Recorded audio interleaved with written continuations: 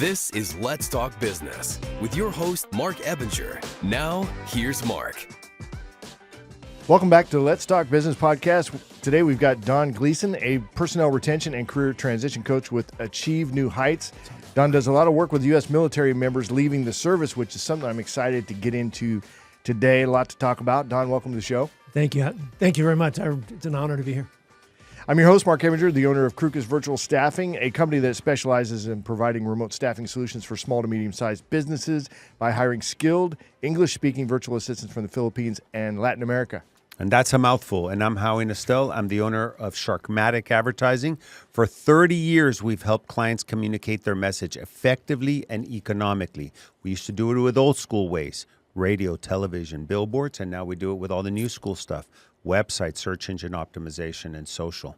So if I can help you, go visit sharkmatic.com. Awesome. I'm Keaton Frieberg, attorney and partner at Texas Suits Law Firm. We work with commercial and real estate transactions and litigation. Looking dapper in that copper-colored not brown. jacket today.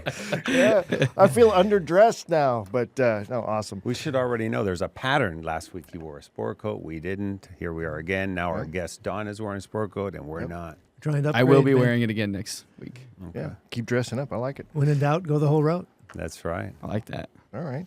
A quick reminder, follow the Let's Talk Business podcast on all major podcast platforms and social media where you can catch video and version of the show anytime.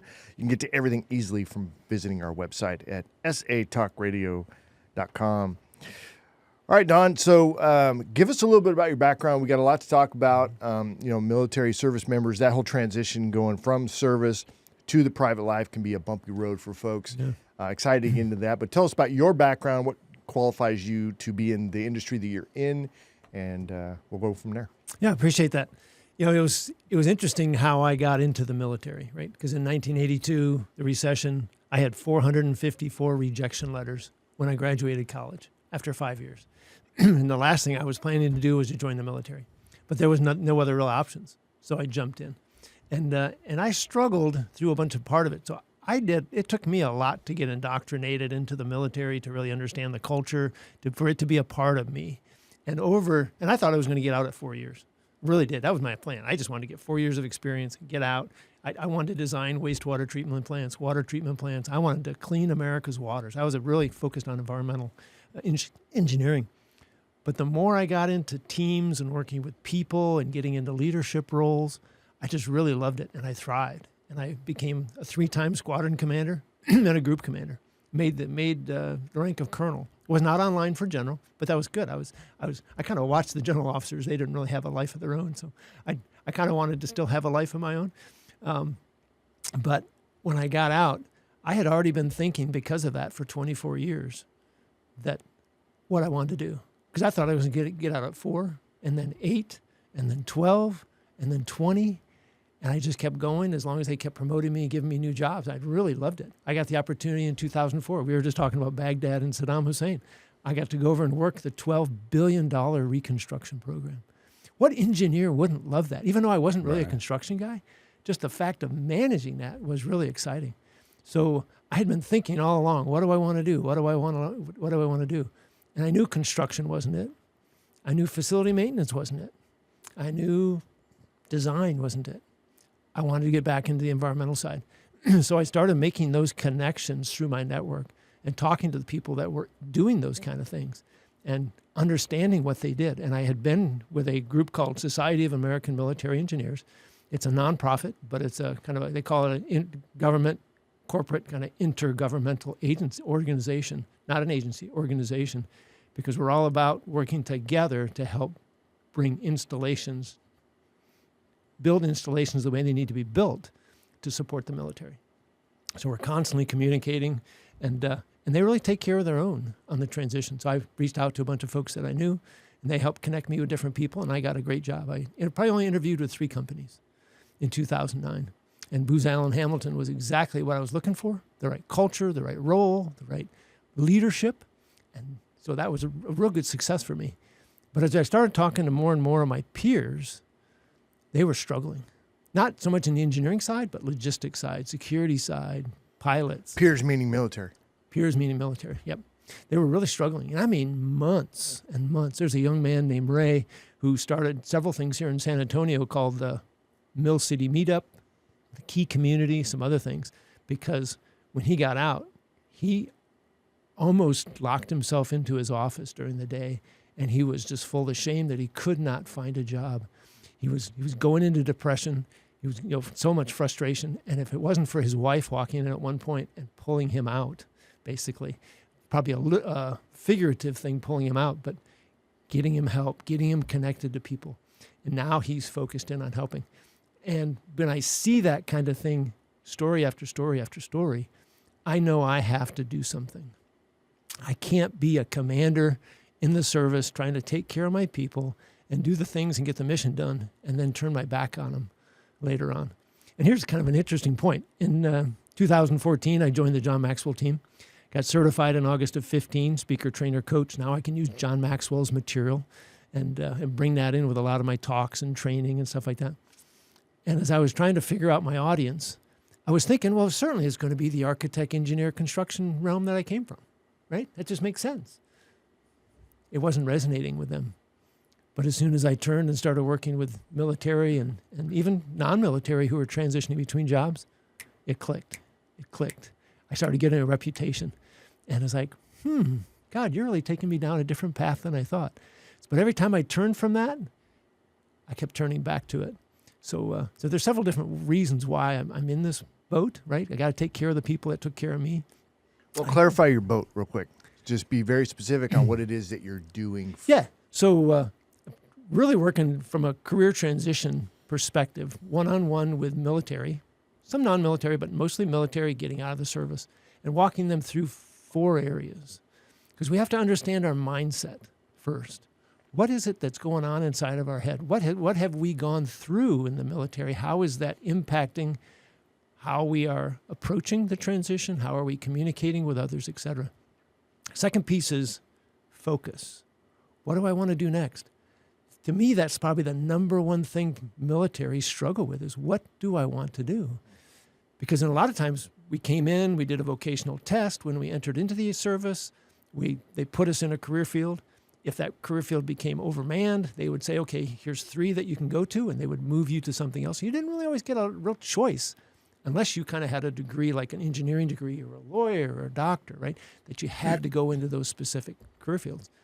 So it was kind of the needs of the Air Force. So at the time when you get out, well, I've done all these different things. What do I want to do? So that's the second thing. So we'll pause there for a second, and I know there's 2 more things, 2 more channels that you take them down. But how is what you want to do? How is that focus? I mean, focus. That to me is planning. How do you plan on what you're going to do next? So you're defining it as focus. Can you explain that a little bit? And I always talked about what do you want to do next. Some other people have not started to use the word focus, so I'm kind of adapting it because it's going to be a term. But if you don't know what you want to do, what that endpoint is, right, it's tough to create a plan to get there.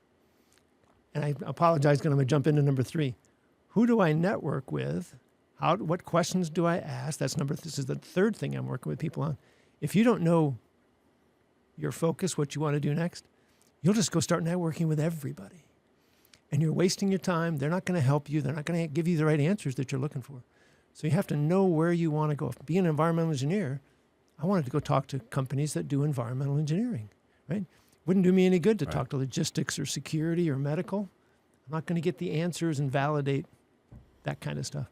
And they can't help me on the 4th one, which is sell your value. When you say networking, you're talking about networking with people who can help you with your focus. Exactly. Well, okay, not with people that can help you actually like be your customer base or your potential hiring base. You're just talking about getting that knowledge. Well, I kind of put it in 2 realms. One is validate what you want to do.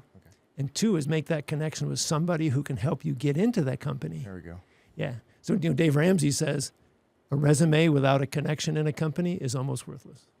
And the studies have shown 85% of people get a job through a network connection. I did. I had a young lady who we were captains together in Germany. We stayed in touch. She happened to be with Booz Allen Hamilton when I was working at the Air Staff. She was leading the effort we were working on, which was kind of strategic planning, et cetera, for civil engineering. And I walked up to her one day and said, Susan, I'm retiring this summer. Can we go have lunch? And she said, we've been waiting for you. And I was like, well, why didn't you say anything? But she had promised the 2-star general that they weren't going to be talking to the staff to try to steal them, right? We needed the people in the military. So she became my advocate. And I got into Booz Allen Hamilton. Yeah, you prove something that I've been saying for 35 years in the networking game. It's not what you know. It's not even who you know. It's mostly who knows you and who knows what you do. Mm-hmm. If they know you and what you do, guess what? Now you're a valuable commodity. You know, just trading LinkedIn connects is not going to do it. You know, it drives me and my ex-partner crazy because you'd walk into a networking event and they say, okay, you got 60 seconds. Go get as many business cards as you can. Right. You have no relationship. Yeah, you just we may talked as about just that earlier. just walk in and steal the jar that has all the all the business cards in it for the drawing, and there you go. You have more business cards. You just And it's funny, military network all the time in the military. That's how we got the job done. But you put them going on the outside to get a job. But in that structure, don't and do I've it. not been in the military, but I know enough people and have had enough clients in the military to know that in the military, that's the infrastructure. You're supposed to network with other people and connect and communicate and all that stuff. You come out into the business world, most people don't want to answer your call unless they need something from you. You need to find a way in. That's right. Yeah. Go back to your point, Howie. I was a first lieutenant, and my group commander, who was a colonel, called me up. He was heading into wing staff, and he was joking with me, but he said, I got to brief the combined federal campaign in 5 minutes to the wing commander. Where are we at? And I just paused on the phone. I'm like, sir, nobody told me I was the group point of contact for CFC. He goes, yeah, I'm just kidding you. We screwed up. I screwed up. I need you to take it on. Can you take that on in the next week? Now think about this. This was before cell phones. This was before personal computers on your desk, right? This is 1984, right? All we had was the office phone. George Orwell. Yeah. And but he knew that I had been connected with all my peers across the group. So He knew you and he knew what you did. Exactly. Yeah. By the next morning, I already had points of contact in every squadron. I already given them all the materials. You know, we clearly met the goal by the next week. And that created a relationship between him, the group commander, and I. It was harder to get things done in 1984 business-wise without, cell phones. Maybe there were fax machines, I don't remember, but certainly without email and that kind of stuff. Because you had to be more organized. You had to have maps and MapScos, and you have to be able to get places. Now we have all the modern technologies, but people are, I think, getting less done because they're so dependent on the technology that they're not as resourceful as people were pre all this technology. Yeah. Well, I feel like one thing that you probably had back then that we have now, but no one uses it, is just picking up the phone and calling. You're good about it. If you need to get something done, you don't know how hard it is for some of the staff to be like, just pick up the phone. Because they'll tell you, Keaton, we emailed them 3 times and we never heard back. Exactly. I'm like, oh my God, did you try calling them? What? Oh no, what? Oh, that's what that's for. It's not for TikTok. I don't know. That's the least used app on people's phones. Is the phone app? Where do you think it? I love it. If you really want to get something, if we really want to get something done in our industry, you pick up the phone, you call opposing counsel, you email them, email back and forth 20 times. When you really actually want to get something done, it's a phone call. Yeah, and you use the text to set up the phone call. Yeah. Right? Hey, you available at 3 o'clock this afternoon? Yep. Okay. Can I talk to you for 5 minutes? There you go. Yep. But then you do the meat of the conversation on the phone, or in person. Even better, right? Even better. Get the body language. I had one opposing counsel that always wanted to come into the office and talk face to face. And honestly, we got that case done so much faster than any other one. And he would come all the way, and every single time I thought it was so weird. But sure, I'm not going to go to your office, but if you want to come to mine, do it. I worked for a guy. He's one of my mentors. He built a chemical company from 0 to almost $100 million in sales. He didn't even know how to use email. He would get on a plane and go and visit DuPont, Bayer. He'd travel anywhere in the world to go meet people that he wanted to do business with. And they were so freaked out that they're coming halfway around the world to meet, that they'd give him a meeting and he'd sit down, offer what he's going to offer. They liked the guy, and he did business with him, and he did his entire career that way. Yeah. I love it. One thing I do is I work with people like on their DISC personality assessment to understand their personality and how they communicate. And I think it almost becomes a crutch, right? 67% of the people are S's in some way, and they are reserved but people-oriented. But they almost say, well, I'm introverted, therefore I don't like to deal with people, so I'm just going to use the Twitter, Facebook, text. I'm not going to call them. My oldest son, he used to work at Taco Bell. Did really good. I mean, the guy was The always getting Mexican promoted. phone company? Yeah. Oh, no. sorry. Oh, you're talking about the restaurant. Yeah. But he told me we were just out at his place in Arizona a couple weeks ago. He says, I was almost petrified every time somebody came in. Yeah. I was so uncomfortable talking. I was like, boy, you certainly didn't show it because you just, but he said he had to get through it. But so many people today Yeah. don't get through that. So 67% you said are there? 67%. Oh, so what are the D's? What's So that D's are percentage? about 3%. All right. I's are about 11%. C's are about 17. And S's are 67. Hopefully that adds to 100. Yeah, I'm going to do the math later. We'll see about that. Can you break that down? I don't know any of the DISC Oh, sure. Oh, types. Yeah. Good. So it's a person. I'll go back to a second. Dr. William Marston, back in the 30s, working at Harvard, took what was hundreds of years, even thousands of years of data of personality assessments that organizations had tried to do. I mean, all the way back to before Christ. And he put it together into the DISC assessment. And he really broke it down into 4 key areas: decisive, intuitive, steady, stable, and compliant. D's who are steady, who are decisive, they love to be in charge. They always just focused on the results. They're task-oriented and outgoing. It's so results-focused, even to the point where they disregard people. I can come back to that. And you said 3%? About are- 3%. Okay. 11% are the I's who are intuitive. They are outgoing but people-oriented. They're like the life of the party. People are always congregating them. They got tons of stories. They got tons of jokes. People just love to be around them, right? But Is somebody behind me? Who are y'all looking at? here's the funny part. They have to talk to think. So they're usually the first one to raise their hand, and then they wander in that question because they haven't really figured out what they want to ask yet, right? I'll come back to that. So that's about 11%. S's are steady, stable. They're the heartbeat of most organizations and families. They're always in the background. They're always getting the stuff done. Very relationship focused, but they're quiet. They're reserved. And they resist conflict. They're slow to change. So it's that always, this is the way I've always done it. This is the way I want to keep doing it. But C's are very compliant.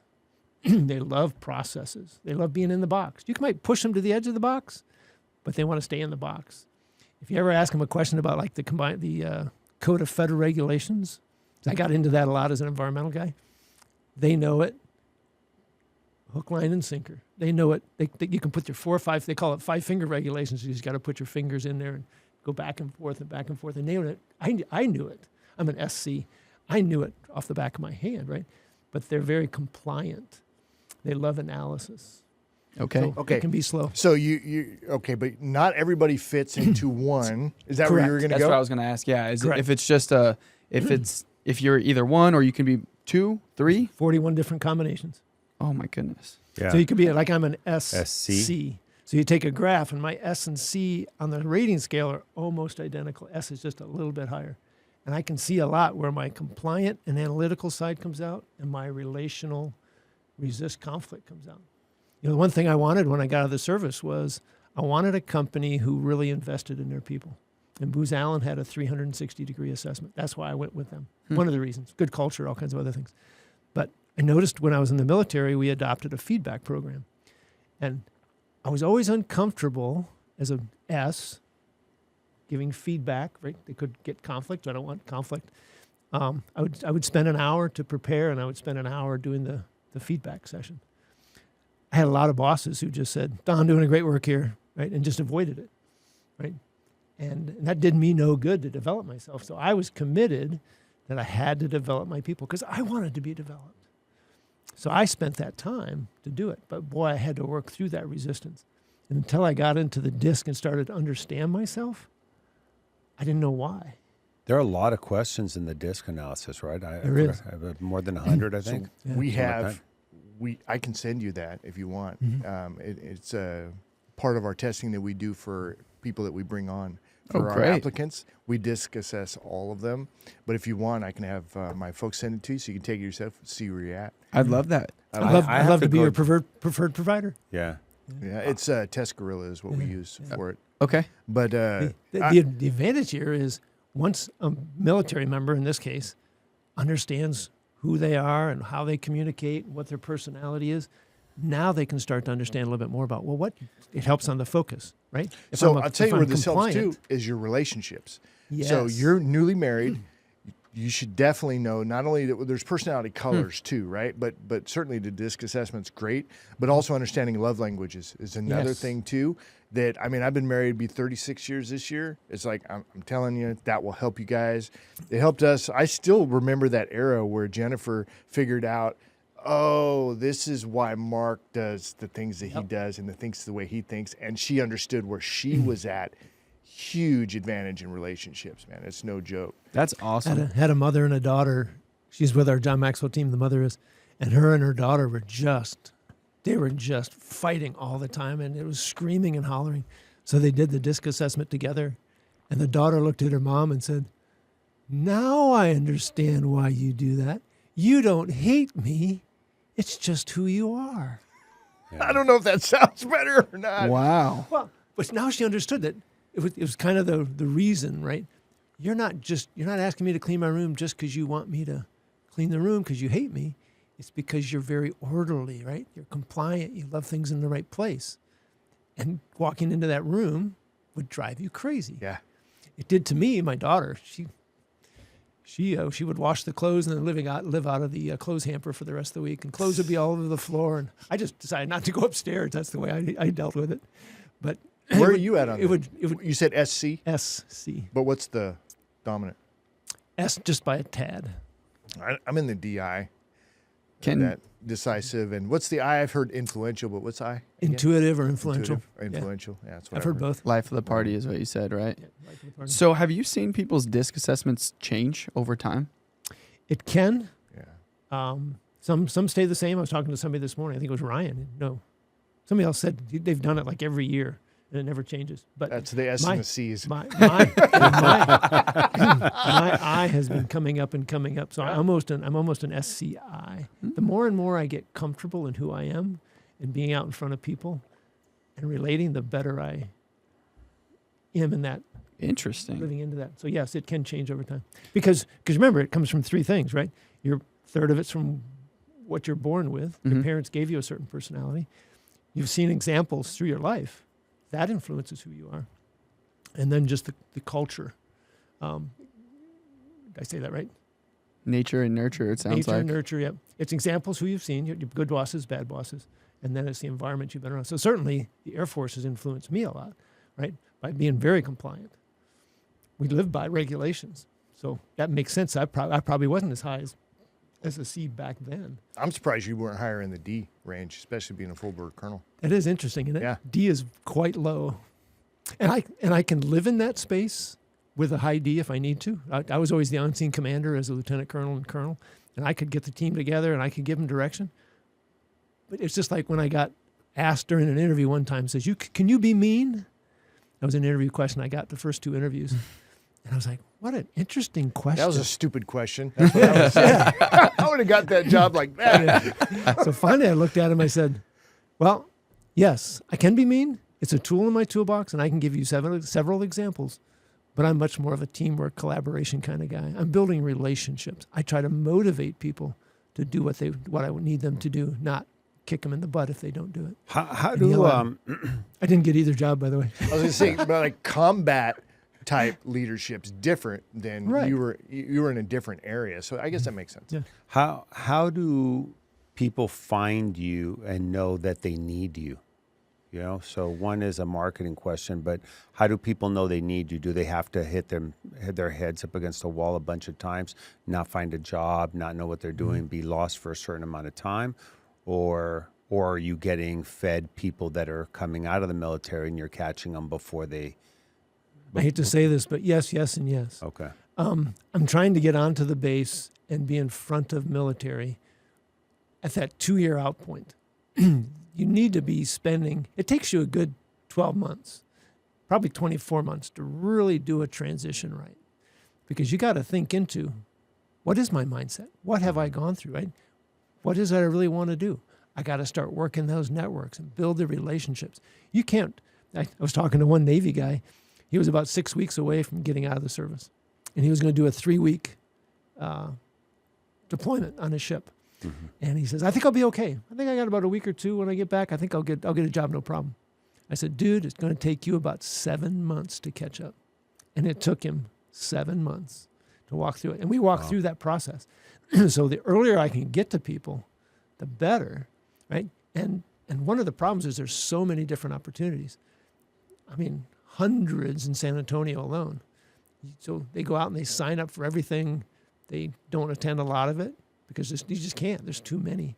And you do get conflicting advice based upon their experience. One of the criticisms of transition assistance program is it's run by very low pay, no military experience, just following the Department of Labor criteria, which is, this is how you write a resume. This is how you write a LinkedIn profile. But they can't relate and develop that understanding. And so the military member they just shut it down. You know, there's story after story out in California that people would show up on the first day at 8 o'clock and they'd say, we're going to cover these things today. You want to stay or not? And they'd say, no. Okay, see you tomorrow. That does them no good. It's congressionally mandated they have to go through a 5-day transition assistance program. And the compliance rate, I just saw, was about 35%, 40%. So 60% are not even going through it. So much so that Congress just wrote a letter to all the service chiefs, Chief of Staff of the Air Force, Army, Marines, Navy, Space Force, and said, you guys are failing. You are failing in this. And this is the implication, right? That 22 military and veterans committing suicide. And I was trying to find it this week, but I've heard before the number one ideation for military and veteran suicide is career transition. And it's a very highly studied but very misunderstood situation. Yeah. So let's dig into that then. Sure. So why is that, in your opinion? Part of it's the culture, what they were brought up in, right? So I think you can point to two things, right? Never admit you have pain and don't ask for help, which is kind of odd because I asked for help a lot when I was in the military, but I didn't realize I was that odd. But, you know, when you have physical aches and pains, the last thing you want to do in the military is admit you have problems and go to the doc and get put on a, what do we used to call them, a waiver so you couldn't deploy. You Light couldn't duty? do yeah. So that means you cannot fill your role on the deployment team. Right? Civil engineer, security forces, some of these, I mean, high ops tempo deploying, especially in the 90s, 2000s. So now you're putting more weight on your buddies, male and female, and they're going to start looking at you like a slacker. So the last thing you want is that. So you're going to endure the pain to walk through it. Now the same thing starts to happen in the mental aspect, right? You start doing all the deployments, you go through IEDs, you see your buddies get killed. I was thinking about that this morning. Think about, we now created an Airman's Creed. And in the Airman's Creed, one of those things is we will never leave a buddy behind. So now you get into combat. And it's a firefight, and you're running all over the place. And there's some stories about people, sliding down these hills in Afghanistan trying to shoot bad guys that are shooting at them. Your buddy gets killed. He's up on top of the hill. How do you go back and get him? Right? He's died, but you can't go back and get him. Or you said that I'm going to be with you. I'm going to make sure you come out of here alive, and then he dies. So now you got survivor's guilt, and now it creates the PTS, post-traumatic stress. And you come home and you're having flashbacks and you're sweating at night and nightmares. But if you admit that and you go to mental health, you get, again, taken off a deployment, put on a mental health regime. Your team members have to pick it up. So there becomes a guilt, a shame. I'm reading a lot right now on Brene Brown's book, Daring Greatly. And she's a PhD doctor studying shame and vulnerability.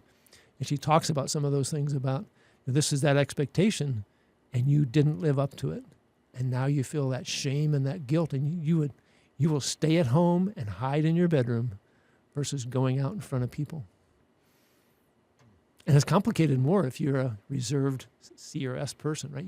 tend to be that way, or an introvert, you tend to be that way. And now that shame holds you back. Brene Brown got famous by giving a talk about vulnerability. Yes. And it's one thing that you don't really see a lot in military, law enforcement. They don't want to show their vulnerable side. You can maybe even make the argument that most men were taught or raised to not show vulnerability. Yeah, in chapter 3 in Daring Greatly, I think she said that after one of her talks, a male walked up and said, "Everything you're talking about is female. What about men?" And she says, I don't know the answer to that. I've never studied it because people haven't asked me. So she went out and studied it. Yeah. And I got a chance to hear her speak live here in San Antonio. I think she went to high school here, or she has a connection to San Antonio. Yeah. And so she spoke, and it was like fascinating. Yeah, she's out of Houston, but she spends a bunch of time over here. Yeah. Yeah. Amazing. So I think the connection there is when you are going through those kind of pieces and you don't really understand your mindset, you don't really know what you want to do, and you start into the transition process, and you're being told that, it's going to be easy, companies are waiting for you, they need your leadership, don't even worry about your resume. Just when you get ready to get out, just make a few connections, you'll get a job. And then they go through 6, 8, 10, 12 months of sending 10 resume applications in a day and getting no response, right? You talked earlier, corporate doesn't communicate anymore, right? At least back in 1982, that's the reason I bring that up to reference back. I had 454 rejection letters. Now you almost don't hear that people get rejection letters. Yeah. They just don't, they don't get hired. Think about it, like we said, right? No cell phones in my office in 84, et cetera. 1982, every one of those had to be hand typed. This was even before personal computers. It was before the typewriters that they could save it and retype it, the letter. They had to hand type every one of those letters and sign it. So I don't know the percentages, but most people don't like their jobs or their careers. Correct. And then most people are not doing what they're best at. Right. And most people come, like you said, with a certain mindset that even though there might be 100,000 jobs available, they don't see themselves being able to do any of them. Right. So how do you take that big population and convince them? I mean, I know you have your 4 pillars. Do you implement some military tactics that you learned, from being in the armed forces? Do you also include some of the Maxwell learnings? Mm-hmm. Is there other things that you put in? Is there a formula that Don created that applies? It's yes, and yes. I'm using all of those different things. I hate to say that, but the best thing that I do in that focus area, because everybody talks about strengths and challenges and skill sets and interests, but I go back to experiences. For me, back to the 5th grade, the first Earth Day in April, I think it was April 20th of 1970. That changed my life, and that drove me to get a bachelor's in civil and environmental, to be focused in on cleaning America's waters. As I said, that's what I wanted to do through the military. That's what I wanted to do when I got out. And I take people back. Just one quick story. I was talking to an Air Force major. He had been prior enlisted. He was retiring, and he had been a weatherman, meteorologist. So I started talking to him. We went through all the interests, skills, et cetera. We got to experiences. He says, the last thing I want to do is be a TV weatherman.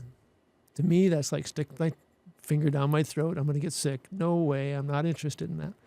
So we started talking. And I didn't say, well, what do you want to do? I said, well, tell me about the job that excited you the most.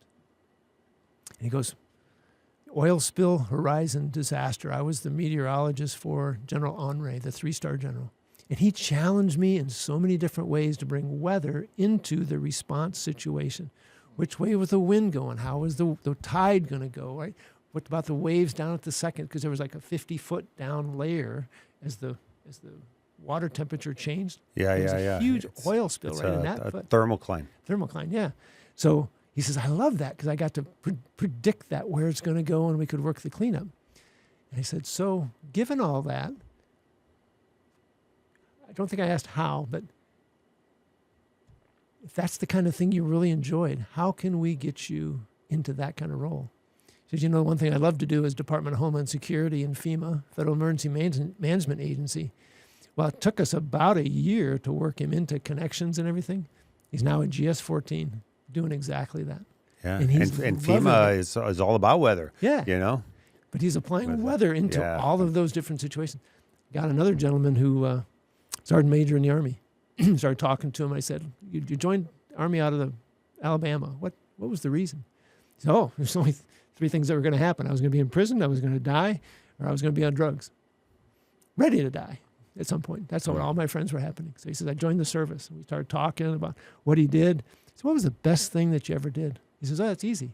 I got to be a point man for the USA Olympic basketball dream team. Think about David Robinson, Michael Jordan, Charles Barkley, all these guys.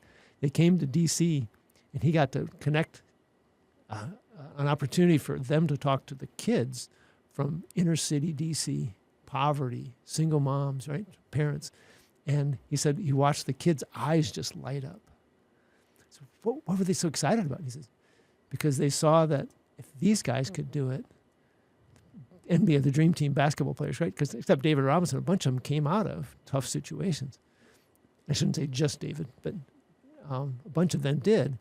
And they said, if they can do it, I can do it. It gave them hope. So now he didn't get a job doing that, but his volunteering work is focused in on working with kids because he wants to give them that opportunity. He got out of Alabama and poverty and a life of death and drugs, and now he wants to help kids. So let's talk about marketing then for your business. So that's a marketing angle right there. I'm sure Howie picked up on that too, was like, are you collecting these stories so that you can help convey to people, this is the value that I bring, so you're going to attract more people to what you have because it's clearly valuable. Yes. So I'm trying to do it. How he asked about how I'm connecting with people. I'm trying to connect on the military bases to talk, to be able to put those stories out there, right? To get them to think about what they want to do. I'm connecting with people through LinkedIn, right? Either getting introduced or I see them saying, transitioning from the military or whatever. I'm getting referrals from the people I've helped. They connect me back to somebody. Some of those don't work because they don't want to ask for help. Some of them connect and we have a conversation. Others, I'm actually doing courses and talking about some of the different aspects, right? Imposter syndrome. I just did one last week about how to become a person of influence, how to build that relationship. So I'm trying a bunch of different angles, but it all comes back to, in fact, we talked about, have I done a podcast before? My goal is to be on a podcast every week this year because I can get those stories out and I approach it from a lot of different angles. Yeah, I'm thinking there's a shortcut to that, though, and that is just having people that you've helped, get them on a Zoom and record the Zoom, and then take that and turn it into content that you can put out.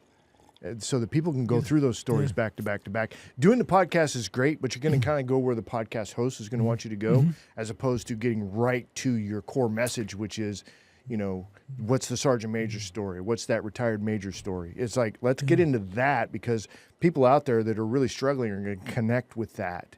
And then, you know, labeling those correctly, right? How they actually. Yeah, and if you have 10 or 20 people you've helped on a Zoom and they're all talking about their story and how the transition worked for them, and then you put that out as content. That could go too, gold. but I would definitely do one-to-one, you know, do a 15-minute conversation with these folks, say, hey, I want to get this on tape. Oh, you were thinking one at a time. Yeah, but you could do a group too. And then, you know, that could be very, very helpful because they can help each other as well, and there's some synergy that'll happen there. There's even Facebook groups where you can bring them all, and they're part of the ecosystem. And then you make that public, but the only people The that can talk easiest are your thing to clients. do is get them on a Zoom and have that conversation, and then make sure it's recorded, make sure you've got good quality audio so people actually want to listen to it, and then go get it captioned, which is easy through a software called Descript.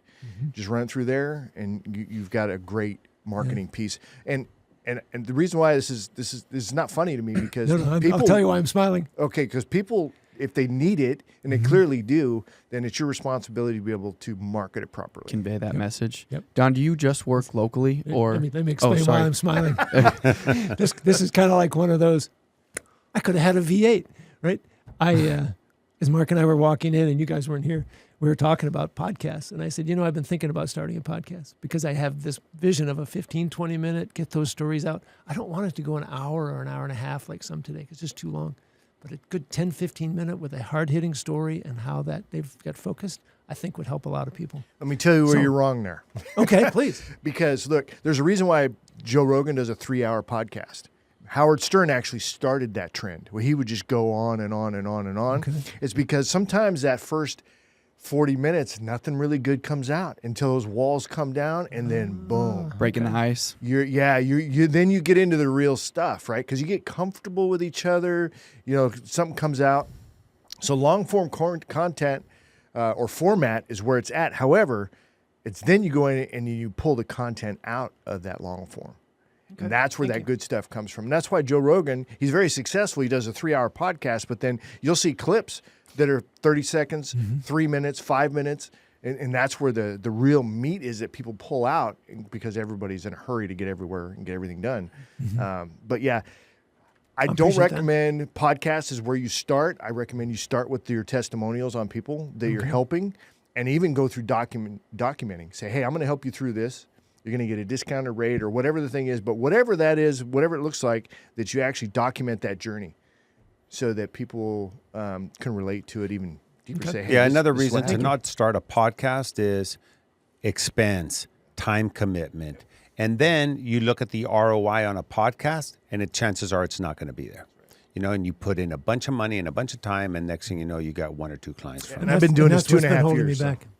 It's good advice. And I'm giving you my experience on that. Thank you. Is that you can cut the pie, you can cut the corner, whatever you want to call it. You can get right to it by just having that Zoom call, and then just start from there. That could be your hey, give me some context. Tell me the backstory and what's going on there. But get that testimonial there, and then make sure you just format it right so that people can digest it within 3 to 6 minutes. Perfect. Thank you. But there's the value of being here.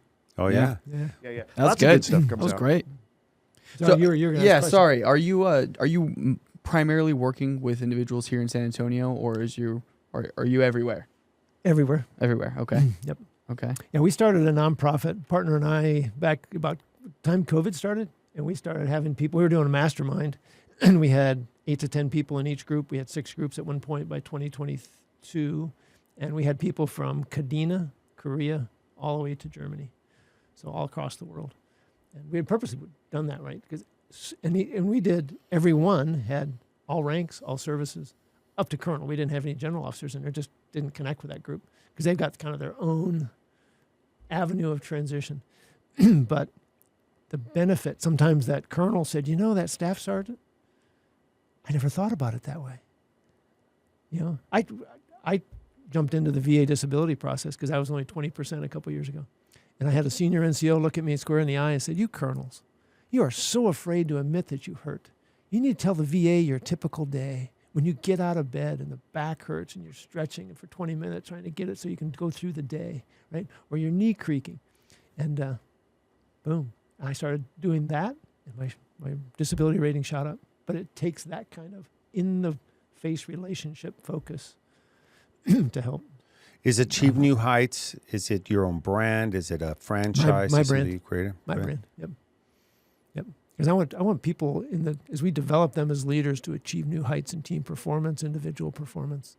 I'm spending a bunch of time right now on the second part of my Achieve New Heights is leadership training. Mm-hmm. And a big part right now is retention, right? In the job title, is a retention specialist. And so many companies are struggling with retaining their people.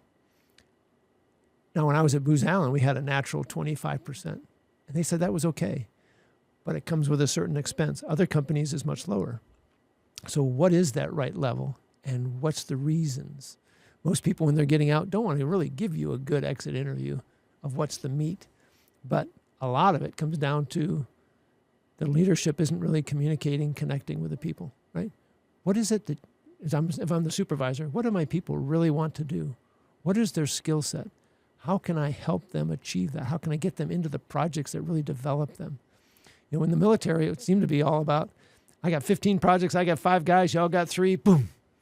I just delegated it out, go get them done. And you just slewed it and went out and did it. But on the civilian side, you want to be more focused, as Mark said, on that, I think maybe it was Howie, on that job that you really enjoy. And why would you spend your time struggling through the day? Well, here's one of the big problems with entrepreneurship. We're going to be a lot of D's, right? Mm-hmm. Because we're that tip of the spear, but we don't necessarily think about the rest of it, which is, the retention and stuff like that. I mean, I have a heart for people, but I don't know necessarily all the steps. So as you're building a new company, there's a lot of mess that happens, I think, through there until you can get these other pieces in place. And I think what's important for entrepreneurs to recognize is that as you're growing, you definitely should keep this in mind to bring in resources that can help develop a nice culture within your company so that you can create a better place where people want to stay and they want to operate at a higher level and contribute at a higher level, because then everybody wins at the end of the day. And then as a high D myself, I want to be a good leader, but I don't necessarily come equipped with that. So we have to get those resources and bring them in. So I think that's important to remember. Yeah. Talking about culture. My class in 2 weeks is on building a high-performing team, which is all about culture. Oh, I'd love to talk more about culture. What does a good culture look like? I apologize. I just need to text my wife real quick. What's he telling his wife? Stay at You're going to have to share that with the rest of us. Yeah, she's. I'm dropping off my car here soon, and I didn't think we were going to be long, so I had set up a time. I'm just saying, stay at home. Yeah, culture is super valuable, but it's not easy to, I think, implement. And it takes time, and Correct. it's not something that happens overnight. I think a lot of what you're talking about today goes back to intentionality. Oh, yeah. A lot of how you help people is just helping them be intentional from the start. Well, before he answers, I'd like to go actually over to Texas Suits, because you guys seem to have a great culture there. But I mean, I don't know that much about it, but I know that everybody seems to be happy over there and productive. So talk a little bit about your culture that you have at Texas Suits. Yeah, and well, that's why I asked what it looks like, because I think it's the same. I think our staff loves to work there. All the partners have a good time there. But I'm trying to figure out what is it that we do. I mean, everybody's pretty close. We hang out outside of work. Your team hangs out a lot outside of work. I mean, there's still somewhat of a hierarchy, but I would also consider some of the people that I work with friends, and so I don't know exactly what. Well, a lot of them you told me went to your wedding, and you were surprised that they actually went to another country. Yeah, my one of the associates and our admin came out to the wedding, and so we're all very close. Have you done a 360 assessment? No. Okay, which I'm just saying, I'm acting like I know what I'm talking about. but I heard that. Now, this is like the second time today, because the guest earlier talked about a 360 assessment, too. Okay. And that's really kind of getting a full picture. Is that one of the things you guys do, is a 360 assessment for companies? Well, what is that? I have the capability, but I haven't. Talk about what it is. Well, culture, right? Let's just do two things, right? Culture it's what you stand for, and then measure it against how you're actually behaving, right? When I say that I stand for integrity, and then my company stands for integrity, then they're a match. But if I say something and I don't stand for that, then there's a mismatch, and that's when the culture falls apart, and the people in the organization start feeling they're just lip syncing. Yeah, if you say honesty is the best policy, but then they see the attorneys like overbilling, and then I'm just saying, That's not your issue. firm. But then that becomes an issue. But I will tell you something that took me 35 years to learn in business, and I've been a partner in 24 businesses, and I do want, if we have time, I want to talk about your ex-partner, because I always say that the only ship that's guaranteed not to sail is a partnership. Yep. But That's what happened. But we now hire for culture. It's Took me 35 years to realize that. Because you can train. Correct. I was hiring based on skill set, based on resume, based on where you went to school, based on who your contacts are, whether you can bring in business. You know what?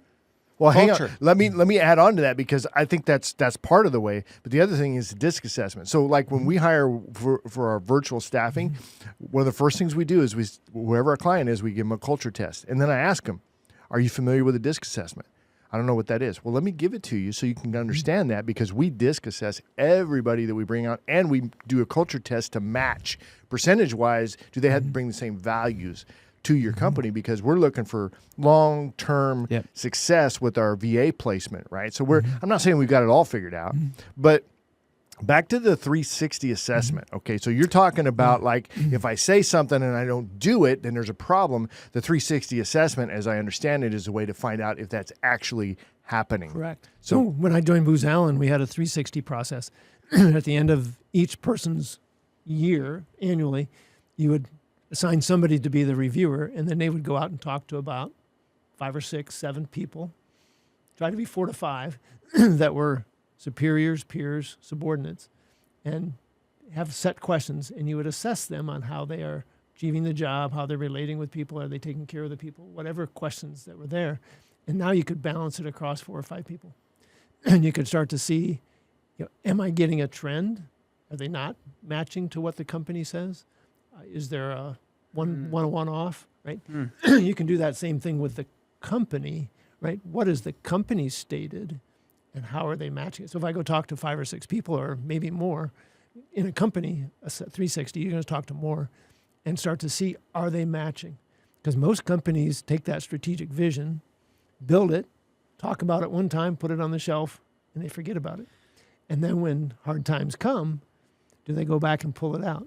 Example, Booz Allen Hamilton. They always talked about integrity. Integrity is number one. We're going to do what's right. It doesn't matter what kind of information the government or another contractor sends. If we're not supposed to have it, we will tell the government we got this. Most contractors, I found out, will just stick it in a drawer and throw it away, burn it, and never admit it. So all of a sudden, I was only been there I started in 2009, so it was 2011 or 12. All of a sudden, we got suspended because somebody came from the military with source selection sensitive information on a solicitation that we were pursuing. And when it came the right time, that individual sent it out to a bunch of people in the company. Said, hey, I had this from my company time. Well, it was information we weren't supposed to have. And nobody shut it down. So we didn't follow our own procedure. And we got suspended. And boy, that was a big issue for Booz Allen. Not only financially, because 80% of the business comes through San Antonio, but because what happened and we didn't obey our own culture. So just summarize. How do we get back to that? Summarize real quick. What is the purpose of a 360 evaluation? To me, in the case we were just talking about is, are the values, the beliefs, the behaviors clearly articulated? Do people really understand them? Are they following them or are they not? And how do they get there, real quick? How do they get, what do you mean get How do you get that answer? How do you know if that's actually happening within your company? Well, I think it's those interviews with all the people and seeing what's been happening, what are the examples, and starting to see trends. Because you might see it in a certain department, but not all departments. Okay. So then what happens when you find out as the consultant advisor that this department is not living up to it? You report that to management.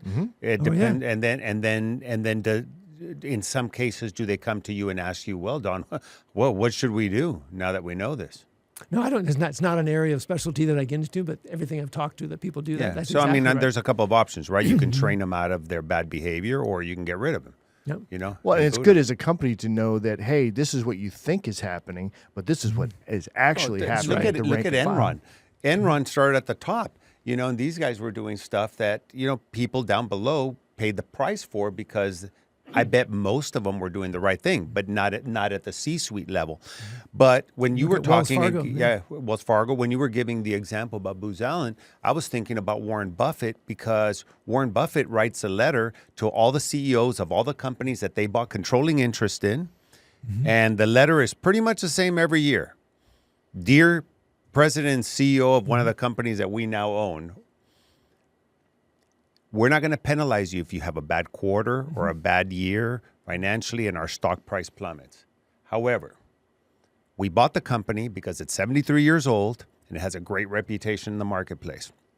If you do anything to damage that reputation by lying or cheating or doing something that makes your numbers look better and inflated than they really are, then that puts the entire company at jeopardy. And that's not something that we will tolerate. Who was the Ford CEO that came out of Boeing? We're talking 10, 15 years ago. Anyway, so I think I have to Google that. He comes into the company. He's in the board directors meeting. He's got people from all over the world sitting there. And the company they're tanking. The stock price is dropping. Their profit is dropping. They're negative. They're all indicators are they're going to fail in the near future. And he looks at all the charts from all the different areas and everything is green. He knows everybody's lying, right? But yet one of their key values was integrity. So he had to figure out, without getting harsh, without screaming at him, how do I change this culture? And he talked about it, and he talked about it, and took several different meetings, I think. But finally, one guy stood up and he said, "Sir, I have a yellow that I need to talk about." Gentleman, the CEO stood up and started clapping. Wow. Right? He says, like, now that we can talk about something like this, everybody in this room can now help him. So as they went around the room and said, here's the problem, kind of like what you did with the marketing and the testimonies, right? You gave advice to me. Well, different leaders from around the departments, divisions, started giving that one person help. Well, the next meeting, there was like 1 red and 5 yellows. And then more reds and even more yellows. And pretty soon it was really honest. But that took him several different years. By the time he did that, the company changed and started being profitable, and the stock price started going up, and now they've got huge strength in the company. But like you just said, culture takes a long time. It takes a long time it's probably easy to destroy. It takes a long time to build it. Yeah, that's right. It. And that's actually part of Warren Buffett's letter. It can be 73 years of great reputation can be destroyed in 1 year by one person. Volkswagen, lying about their emissions and all that other stuff to sell more cars, and it took them years to rebuild. And it's questionable as to whether or not they were back to the same reputation they had before that, because people still remember that. Yep. And when you go into career transition, I tell people 3 things: really explore your role, really explore the leadership style of the guy or gal you're gonna work for, really understand the culture, and they'll go to the website and they'll read all the propaganda. I say no. Go find people who work there. Go find people who quit. Go find people who had different experiences. Go find news stories. Really understand what you're getting into. So at Sharkmatic, I do something interesting. I'll give them the Come to Moses talk. I say that because I'm Jewish, so I can't do the Come to Jesus talk. But I do the Come to Moses talk with them. Okay. And then I do that privately with somebody who's new that comes on board. And then I'll do a little bit publicly in front of the rest of the team. Mm-hmm. And I said, I'm going to leave. I go, there are no recording devices and nothing's going on. You don't believe me? Talk to everybody who's here. And then I leave. And I never come back and ask, hey, what did you tell them? And I don't care. I go, tell them the truth. I go, tell them the truth about me. And again, tell them why you've been here for 13 years, why you've been here for 14 years, why you've been here for 7 years. Yeah. I like that. It sets expectations too. That's right. But it's all about, it goes back to Brene Brown, vulnerable, openness, right? Getting past the shame, getting past the guilt, getting past the fears. If we hide ourselves as leaders, we can't be the leaders in organizations that organization needs. Look how poorly things go for politicians, musicians, actors, athletes that don't own up to it, don't admit it. Their reputation is destroyed. Mm-hmm. But yet the ones that come out and say, I screwed up. I am so sorry. It was my ego got in the way and whatever, and I realized how wrong it is. People will come and embrace it. I got to work with General Petraeus in the fall of 2004 when he was the head of MNSTICI, the Multinational Security Transition Force, something like that, in Baghdad. And got to be in his office a couple times. And so when all of a sudden he was at Intel side as a civilian after his 4 stars, after Afghanistan lead, retired. Now he was the Intel chief, and he gave classified information to a news reporter and had an affair with her. And he just said immediately, I screwed up. I'm done. I'm resigning. I'm stepping back, right? He totally owned it. Now, he still has that reputation, but he just admitted it, went off the news. He's tried to come back a couple times. He's fitting in certain areas, being able to do things. But if he would have denied it and then it all came back out, it would have been so much worse. So I think you're right. I think it's a great example. Yeah, and you see that over and over with influencers, no matter what the field is, right? Especially now everything's on social media. Yeah. Conor McGregor is one of my favorite athletes because he just kind of tells it how it is in his opinion, right? Mm-hmm. But he's owned some of the stuff that he's done. And it's like, it doesn't really matter what he does. It's like he'll own it, but you can respect that with people, especially, as a man, I respect that in other men. Charles Barkley was one I saw an interview with him one time. Sorry, Don, to interrupt you. And he says, he goes, I never asked to be a role model. I understand I'm one, but if you make me your role model, you picked the wrong guy. You own that. But those guys have to own up to it. Right. If you're out their way, you're going to be a role model. All right, well, we're going to be out of time. Don, if folks want to get in touch with you, how do they do that? Best way right now is I'm revamping the website here in the next couple of weeks, but the LinkedIn, Don with a middle initial L, Gleason. I'm the only Don L. Gleason. There's 65 Don Gleasons. So connect with me and say, hey, you saw me on the Let's Talk Business podcast, and I'd love to have a conversation with you. I'd love to see where you're at in that transition process and how I can help. And a lot of times I can connect them to different people. I can get them in certain groups. I can give them some advice on their resume, and then a lot of them come back and say, hey, I want to keep working with you. It sounds like you're on LinkedIn quite a bit too. Oh, yeah, every day. All right. What are you doing on LinkedIn? You just posting a lot, or Posting, commenting. are you in groups and Go find Yes. it right now. Mhm. All right, cool. Find Don L. Gleason on LinkedIn. I've got several different influencers that I'm following and trying to model some of my comments. I talk to them. But a lot of it is the messaging and trying to establish relationships with folks. Mm-hmm. And then trying to avoid everybody who wants to sell me everything as a coach. Nice. You had already sent me a request. Now I accept it because I'm not on LinkedIn there you every go. day. Look, you're growing your network. There you already. go. That's right. There you All go. right, as we wrap up the show, quick reminder to check out our latest podcast and catch video version of the show anytime by visiting our website at satalkradio.com. That's and also on LinkedIn, right? You can find me, Marc Ebinger, Marc with a C, right? Anyway, but thanks everybody. You guys did a great job, and we'll see you on the next one. Great job, everybody. Thanks Thank you. much.